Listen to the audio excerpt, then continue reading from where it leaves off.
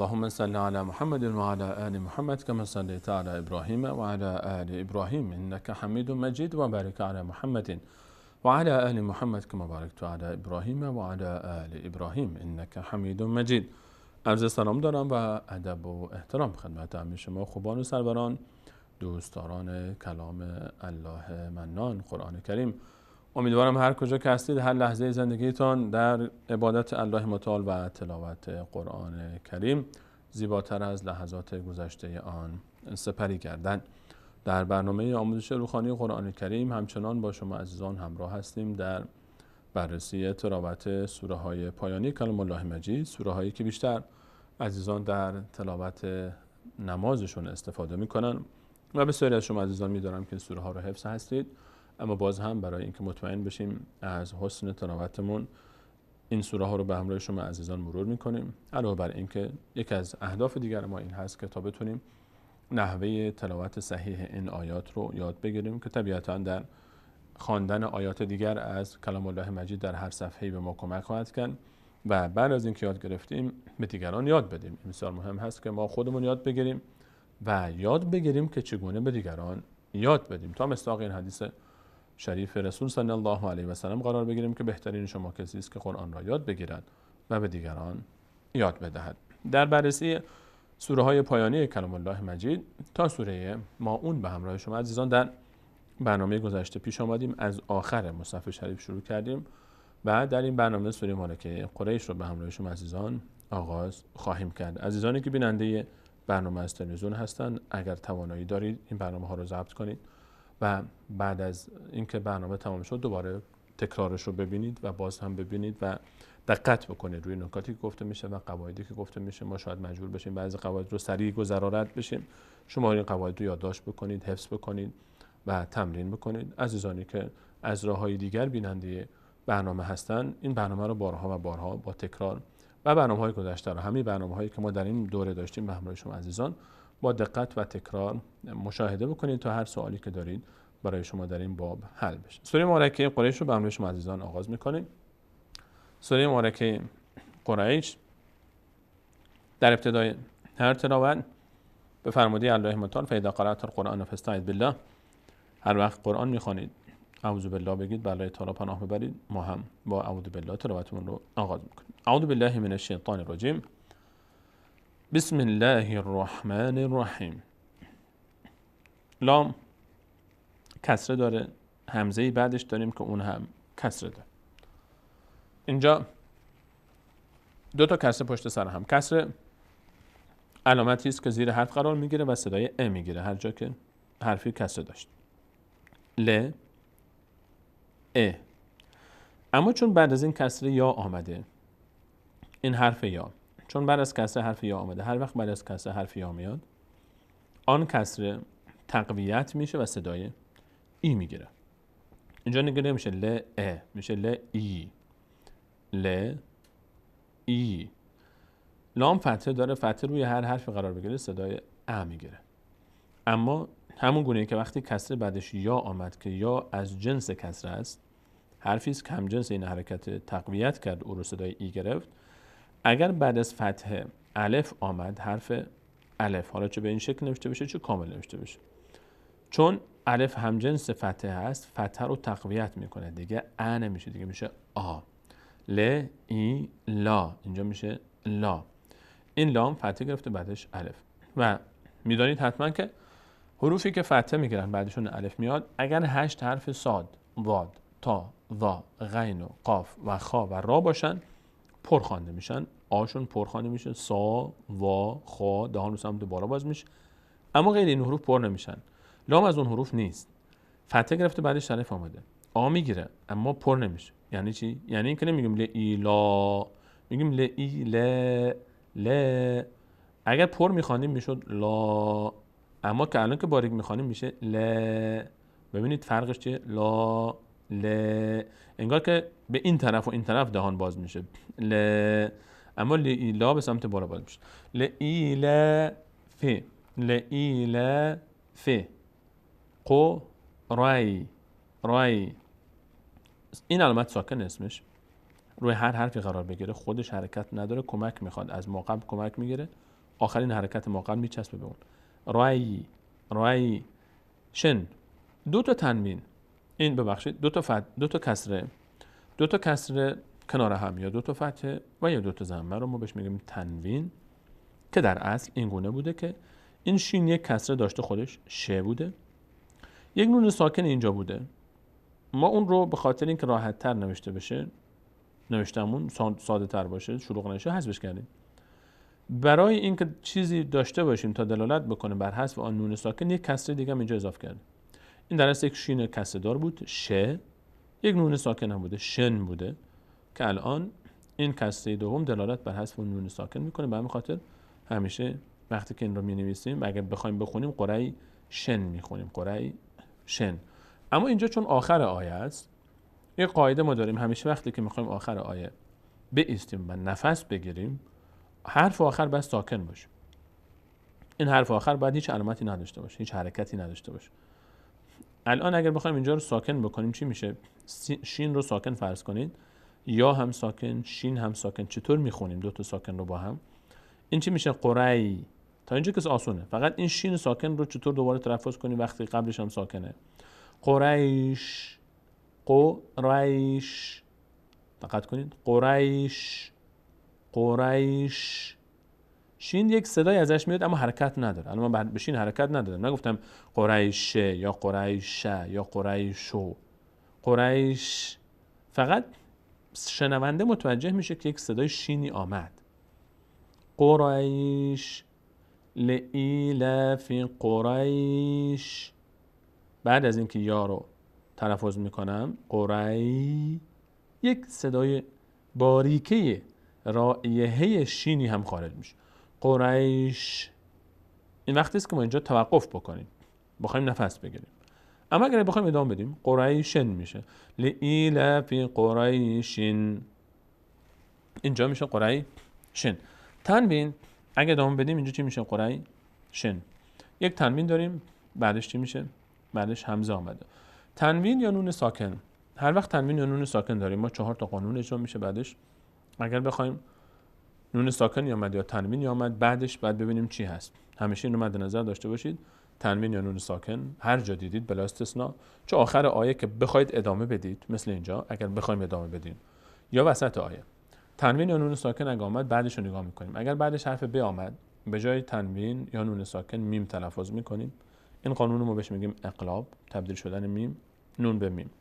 اگر بعد از تنوین یا نون ساکن حرف یا، را، میم، لام، واو و نون آمد که سر هم نوشته میشه یرملون، نون ساکن تبدیل میشه به حرف بعدیش. این قاعده رو ما بهش میگیم ادغام، یعنی داخل شدن یک حرف در حرف دیگه. قاعده سوم، اگر بعد از نون ساکن و تنوین یک از 6 حرفی که از حلق ادا میشن آمد که همزه و ها، عین و ها و غین و خا هستند، نون ساکن همونطوری که هست تلفظ میشه از مخرج خودش. این قاعده رو بهش میگیم اظهار، چون نون ساکن ظاهر میشه همونطوری که هست. قاعده چهارم، اگر نه بعد از نون ساکن ب بود که تبدیل بشه به میم، و نه حروف یرملون بود که تبدیل بشه به حرف بعدش، و نه حروف حلقی بود که از مخرج خودش ادا بشه، آن موقع نون ساکن اخفا میشه، از بینی ادا میشه، مقداری صدا در بینی گیر میکنه و اونجا تلفظ میشه. در مثال ها متوجه خواهیم شد. الان در این مثال از این 4 تا قانون کدوم اجرا میشه؟ اگر بخوایم ادامه بدیم آیه، اگر بخوایم توقف بکنیم که اصلا هیچ دیگه، شین ساکن میشه، رد میشه. اما اگر بخوایم ادامه بدیم، لإیلاف قریشن، تنوین بعدش همزه اومده، حروف حلقی است، نون از مخرج خودش ادا میشه، این نون ساکن رو بعد ادا کنیم اگر بخوایم ادامه بدیم. میشه چی؟ لإیلاف قریش ایلافهم، همزه بعدش یا آمده، این یاست. این شکل برای عزیزانی که اگر یک مقداری براشون عجیب هست، این یا هست، یا به این شکل هم نوشته میشه. همزه کسره داره، بعدش یا آمده، کسره بعدش یا صدای ای میگیره، ای. فتحه بعدش الف صدای آ میگیره، لا ایلا ف. این ایلاف همین کلمه ایلافی است که اینجاست. ببینیم ایلاف همینه، این ایلافی است که اینجاست. اینجا یاش نوشته شد به اون شکل، اینجا به این شکل نوشته شد، هر دو تاش نوشته میشه. ایلا فهم، ایلا فهم، فهم. ایلا لام پر نمیشه، ایلا فهم، ایلا فهم رح رح هی به همراه حرکت ما قبل خوانده میشه. رح ل ت. این هی که 2 تا نقطه روش هست بهش میگن تا در عربی، تای تانیث، و با صدای ت خونده میشه. رحلت. این الف وصل اسمش، الفی که روش یک صاد داره اسمش الف وصل هست. در هنگام وصل ما قبلش به ما بعدش خوانده نمیشه. اما اگر خودش تنها در ابتدای آیه اومد مثل مثال پایین، مثل اینجا، این موقع خوانده میشه. اما در ما بین ما قبل و ما بعدش خوانده نمیشه. اینجا هم وقتی در ابتدای آیه میاد، اگر ما قبل آیه قبل رو بچسبونیم با آیه بعد، اینجا باز خوانده نمیشه. این الف همیشه در هنگام وصل ما قبل ما بعد خوانده نمیشه. لام اینجا خوانده نمیشه. چرا؟ 4 حرف واو، الف، لام و یا که اگر سر هم نوشته بشن میشن والی، اگر در مصحف شریفی علامتی روی اونها و یا زیر اونها نبود، مثل لام که اینجا هیچ علامتی بالا یا پایینش نیست، خوانده نمیشن. فقط همین 4 حرفن، واو، الف، لام، یا، که نوشته میشن والی سر هم. اینجا شین تشدید داره، نیاز داره به آخرین، نیاز داره به حرکتی ما قبلش. شین تشدید داره. تشدید یعنی چی؟ یعنی این 2 تا شین بوده، یک شین کسردار، یک شین ساکنی اولش بوده که ما برای ساده تر نوشته شدن حذفش کردیم، به جاش تشدید گذاشتیم. خلاصه صحبت تشدید این است که هر جا تشدید دیدیم برای خواندن تشدید یک بار از آخرین حرکت ما قبل کمک میگیریم، یک بار با حرکت خودش میخونیم. 2 بار خونده میشه. حرفی که تشدید داره 2 بار خوانده میشه، چون در اصل 2 تا بوده، یکی ساکن، یکی با حرکتی که الان هست. شین نیاز به آخرین حرکت ما قبل داره، لام حرکت نداره، الف هم نداره، ت فتحه داره، ت میچسبه بشین. تش یک بار به همراه ت خونده میشه. تش یک بار با کسره خودش. ش تش ش. رحلتش ش. ت فتحه داره، بعدش الف صدای آ میگیره، پر هم نمیشه. تا این علامت مد روی الف، واو و یا قرار میگیره، روی یکی از این 3 حرف قرار میگیره. هر جا این علامت رو دیدیم، آن الف و یا واو و یایی که روی اون علامت هست باید کشیده بشه. کش میاد. مد یعنی کشیده شدن، بیشتر از حد ممکن، بیشتر از حد طبیعی. و 3 تا انگشت وقتی در حالت عادی بسته میشن باید طول بکشه. این رحلت الشتاء، این مد یعنی این. رحلت الشتاء نمیگیم شتا، پر نمیخونیم، باریک میخونیم اولا، دوما مد میکنیم. رحلت الشتاء وص، اینجا معرف خوانده نمیشه، لام هم خوانده نمیشه، واو میچسبه به صاد. والصیف والصیف والصیف. اگر اینجا توقف بکنیم، چون آخر آیه است، الان دیگه این آخر آیه است، میشه والصیف. 2 تا ساکن پشت سر هم هست، اما بازم مثل قریش در آیه قبلی اینجا میشه که چیکار کن؟ صدا رو ظاهر کرد. در این سوره مبارکه همه آیات 2 تا ساکن پشت سر هم میاد. ویژگی که این سوره داره، اینجا هم وقتی ساکن بکنیم قریش رو، یک ساکن با ساکن میشه قریش. اینجا هم والصیف، یک ساکن صیف، فقط مقداری صدای ف رو خارج میکنیم، کسره و فتحه و ضمه بهش نمیدیم. والصیف. این آخر آیات 2 تا آیه بعدم به این شکل ساکن میاد. بریم آیه بعدی. ف، مقداری من تصویری بیارم بالاتر برای شما. فل یا بو دو، ضمه بعدش باب صدای او میگیره. فل یا بو دو. این الف که علامت 0 روش هست نوشته میشه، اما هیچ وقت خوانده نمیشه. هیچ وقت خوانده نمیشه. این الفی که علامت 0 روش هست. یک الف دیگه ما داریم که علامت بیضی شکلی روش هست. این 0 اون بیضی شکل روی مثلا کلمه انا میبینیم میشه همیشه. اون الف در هنگام توقف خوانده میشه، اما در هنگام وصل خوانده نمیشه. اما این الف هیچ وقت خوانده نمیشه، چه توقف بکنیم چه ادامه بدیم. فلیعبدو رب فتحه بعدش الف صدای آ اما پر نمیشه. ها ذا، این هاذاست به تنهایی، اینم فتحه بعدش الف صدای آ میگیره. هذا، این الف در هنگام وصل خوانده نمیشه. لام ساکن نیاز داره به آخرین حرکت ما قبل. الف حرکت نداره، این الف هم حرکت نداره. ذال فتحه داره، باید بچسبه به لام، میشه ها ذل. اینجا دیگه نمیشه هاذا. چرا؟ چون شکل کلمه بعد در تلفظ کلمه قبلی تاثیر گذاشت. اگر این کلمه به تنهایی می بود میشد هذا، اما چون این کلمه لام الان نیاز داره به فتحه زال، دیگه زال مستقیم میچسبه به لام و این الف هیچ تأثیری ندارن، میشه هذل بیت. این ت اگر ادامه بدیم میشه بیت، اما اگر توقف کنیم آخر آیه، که مناسب تر هم این هست که توقف بکنیم آخر آیات، باید ساکن بشه. وقتی ساکن بشه بیت، الان یک ساکن قبلش هم داریم، این مقداری در دو تا ساکن که پشت سر هم قرار میگیره مقداری تلفظش سخت است، اما با تمرین حل میشه. بیت زیاد حرکت نباید بدیم، نشه بیت. اگر گفتیم بیت خب کسره بهش دادیم دیگه ساکن نشد. بیت یک فقط صدای ت ظاهر بشه، نشه بیت اینجوری نشه. بیت هذا البيت فليعبدوا رب هذا البيت الذي. الف اینجا الف وصل در ابتدا آمد.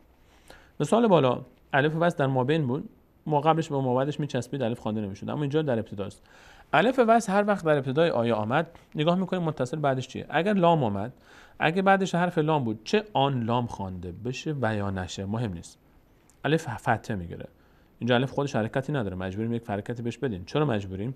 چون بعدش تشدید داره، ما باید این تشدید رو یک جوری با حرکت ما قبلش بخوانیم، یا باید این آیه رو بچسبونیم به این آیه که اینطور بگیم رب هذا البيت الذي ت رو بچسبونیم به لام. اینو میشه، اشکالی نداره. اگه کسی بخواد این آیه رو به آیه بچسبونین، الف خود به خود حذف میشه. اما اگر بخوایم اینجا از اول آیه شروع بکنیم، مجبوریم الف رو حرکت بدیم. حرکت اگر بعدش لام آمد بهش فتحه میدیم. هر وقت الف وصل در ابتدای تلاوت بود و بعدش لام قرار گرفت بهش فتحه میدیم، الذی. اما اگر الف وصل اول تلاوت بود بعدش لام نبود، نگاه میکنیم به اولین حرکت بعدش که کسره است یا فتحه است یا ضمه. اگه کسره بود بهش کسره میدیم، اگه ضمه بود بهش ضمه میدیم، اگه فتحه بود دیگه بهش فتحه نمیدیم، وقتی که بعدش لام نباشه باز هم بهش کسره میدیم. مثال هاش ان شاء الله که عزیزان متوجه خواهند شد. الذی اینجا مد روی یا آمد. مثال بالا مد روی الف آمده بود، اینجا روی یا آمد. اینجا هم باید بکشیم یا رو. الذی به اندازه بستن سه تا انگشت.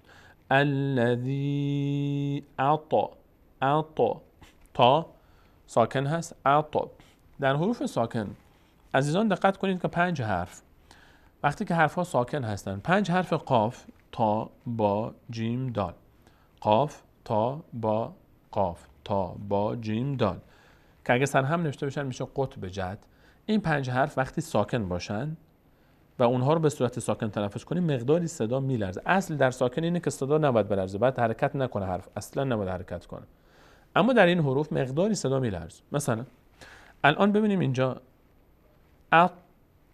نمیگیم ات، میگیم اعطا، مقداری تا میلرزه. اعطا ما هم اطعم هم. میم اینجا علامتش رو نگذاشته شیخ عثمان تا، چرا؟ چون یک میم دیگه بعدش داره و این میمی که بعدش آمده چون تشدید داره خود به خود دیگه اون میم اولی حذف میشه، میچسبه به میم بعدی. مقداری تاثیربارتر داشته باشیم. اینجا این به جای این میم ما چون میم بعدی تشدید گرفته، 2 تا میم بوده، میم اول ساکن بوده، میم دوم کسره داشته. شیخ عثمان آمد خلاصه کرده، میم دوم تشدید گذاشته تا مستقیم ما این ه رو بچسبونیم به میم و این میم اول رو دیگه نیازی نباشه که تلفظ کنیم. این ه میچسبه به میم میشه اطعمهم هم من. دوباره یک نون ساکن داریم. نون ساکن اینجا علامت ساکنش مخفی شده. چرا؟ چون بعدش جیم اومده. ما در ابتدای صحبتمون گفتیم که بعد از نون ساکن وقتی که نه حرف حلقی باشه، نه یرملون باشه، نه با باشه، اون موقع اخفا میشه، یعنی از بینی ادا میشه. به همین خاطر ساکنش رو هم مخفی کرده شیخ عثمان طاها. من جوع اینجا تلاوت اینجوری میشه، از بینی ادا میشه. من جو زمه بعدش با صدای او، جو من جوعن. 2 تا کسره با هم تنوین تشکیل میدن، یک نون ساکن بوده اینجا یک عین بوده با کسره ا، یک نون ساکنی بوده حذف شده عین، بعد از نون ساکن واو اومده، از حروف یرملون ادغام میشه. یعنی به جای این نون ساکن کسره دوم که نماینده نون ساکن بود، به جای اینکه بگیم جو عین میگیم جو عیو. به جای این نون ساکن بعد واو تلفظ کنیم، چون گفتیم هر وقت بعد از نون ساکن حروف یرملون یک از حروف یرملون بیاد که واو از اون حروف هست، نون تبدیل میشه به حرف ما بعدش یعنی واو. الان ما در حالت عادی میشد جو عین، اما میشه الان جو عیو، جو عیو و یک واو ساکن یک واو فتحه دار، جو عیو و فتحه بعدش الف صدای آ و آمنهم، آمنهم من. این میم میتونیم این میم رو در نظر نگیریم، کلا ه رو بچسبونیم به میم، یا تشدید این رو در نظر نگیریم، این رو ساکن در نظر بگیریم. مهم اینه که دو تا میم اینجا تلفظ میشه. این میم اولی رو در نظر نمیگیریم، هم میچسبه به میم. هم من. نون اینجا ساکنش ادا شد، اینجا نون ساکنش شکل ساکن نوشته شد. دقت کنید عزیزان روی این دو تا مثال، این نون اینجا ساکنش رو نوشته شیخ عثمان طاها ولی اینجا ننوشته. اینجا این نون ساکنش ظاهر نشد. چرا؟ اینجا چون بعدش جیم آمده بود اخفا میشد. اینجا بعد از نون خ آمده، خ از حروف حلقی است، اینجا اظهار میشه، یعنی نون همون گونه که باید باشه باید خوانده بشه. به همین خاطر اینجا نون ساکنش ظاهر شده، یعنی اظهار میشه. اینجا نون رو ما از اونجوری همونجوری که هست ادا میکنیم، میگیم من خوف، من خوف. اما اینجا نمیگفتیم من جو، میگفتیم من جو. نون از بینی ادا میشد، مقداری هم روش توقف میشد، مخفی میشد. صدای نون در بینی ساکنش رو هم مخفی کرد شیخ عثمان طاها. من جو. اما اینجا نون مخفی نمیشه، اینجا ظاهره. من نمیگه من خوف، نه، نون رو همونجوری که هست ادا میکنیم و سریع رد هم میشیم، روش وای نمیست.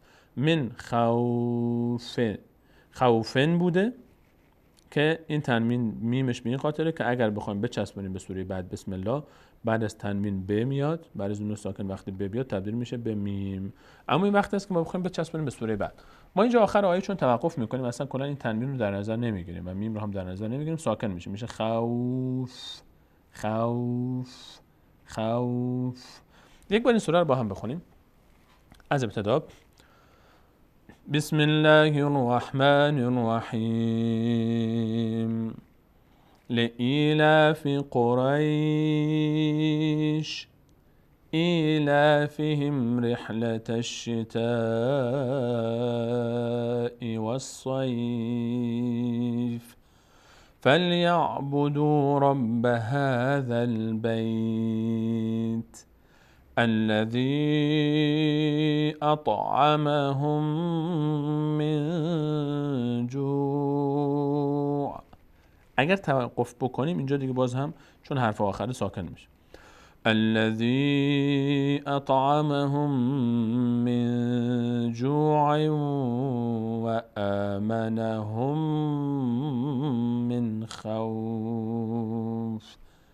نون این میم وقتی تشدید داشته باشه و نون تشدید داره، میم تشدید داره، مقدار در هنگام تلفظشون صدا رو به بینی میاندازیم و توقف میکنیم، اینو بهش میگیم غنه.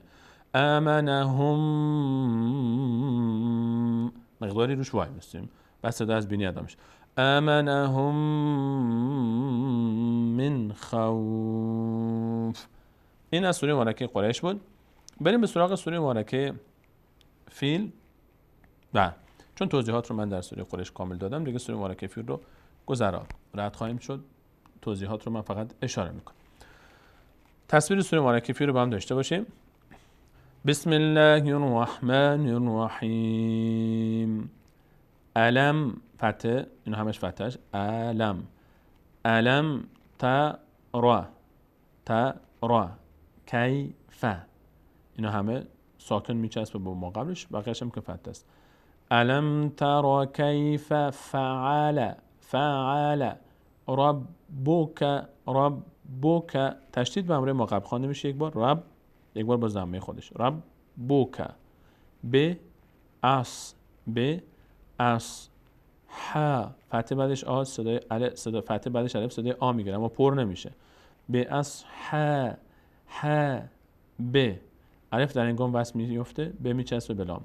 اصحاب الفیل، اینجا لام در آخر ساکن میشه اگر بیستیم، اگر نایستادیم که کسرشو میخونیم. الم تر کیف فعل ربک باصحاب الفیل. دقت کنید فیل لام حرکت پیدا نکنه، نشه فیل. بعضی از عزیزان این کار میکنن فیل یک کسره بهش میدن، نه فیل. همین که روی لام وایس زبانتون رسید توقف کنید. اصحاب الفیل. علم لم فتحه میچسبه به کسره، فتحه میچسبه به ساکن، ببخشید. علم یج جیم از اون 5 حرفی است که گفتم وقتی ساکن باشه بعد مقداری در مخرج بلرزه. قاف، تا، با، جیم و دال. قطب جد رو به خاطر داشته باشید. اگه سر هم نوشته بشن میشه قطب جد. نمیگیم یج ال. دقت کنید الان لام باید همون جوری که هست نمیلرزونیم. فرق قلقله این 5 حرفی که من گفتم قاف، تا، با، جیم، دال وقتی ساکن باشن مقداری در مخرج صداشون میلرزه، میگیم قلقله میشن. اما لام اینطور نمیشه. الان فرق جیم و لام در چیه؟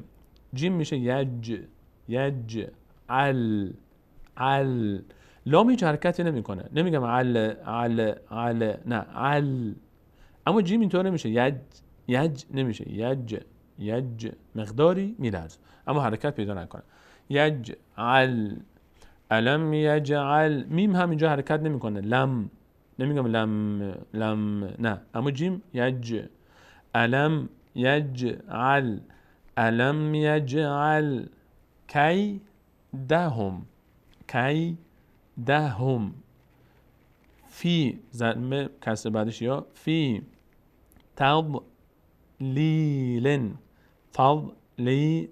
اگر ادامه بدیم که اینجا ساکن اگر باشیم، اگر آخر آیه بستیم میشه تضلیل. و اگر اینجا ادامه دادیم چون تنوین بعدش واو آمده، اینجا چه اتفاقی میفته؟ تنوین بعدش واو آمده ادغام میشه، یعنی به جای تنوین واو تلفظ میشه فی تضلیل و ارسل. فی تضلیل و ارسل. اما اگر استادیم فی تضلیل و ارسل علیهم طیرن. تنوین بعدش همزه آمده، اینجا حروف حلقی است اظهار میشه. طیرن نون همون جوری که هست ادا میشه. طیرن ابا فتحه بعدش الف صدای آ اما پر نمیشه. ابا بیل ابابیل و ارسل علیهم طیرا ابابیل. بریم خط بعدی. طر میهم به هجرتن. تون تنوین بعدش میم اومده تبدیل میشه به میم، ادغام میشه. به حجارت من. نون ساکن علامت ساکنش مخفی شده چون اخفا میشه، نه حروف یرملون بعدش، نه حلقی نه با. من سجیل فجعلهم كعصف. اینجا هم تنوین بعدش میم اومده چی میشه؟ ادغام میشه، تنوین تبدیل میشه به حرف میم ما بعدش. كعصف چون میم تشدید پیدا میکنیم مقداری غنه میکنیم، یعنی صدا رو در بینی نگه میداریم روش توقف میکنیم. كعصف مأکول اگه توقف بکنیم. یک بار دیگه این سوره رو با هم دیگه تلاوت میکنیم. بسم الله الرحمن الرحیم. الم تر کیف فعل ربک باصحاب الفیل. الم یجعل کیدهم فی تضلیل و ارسل علیهم طیرا ابابیل ترمیهم بحجارة من سجیل فجعلهم كعصف مأکول.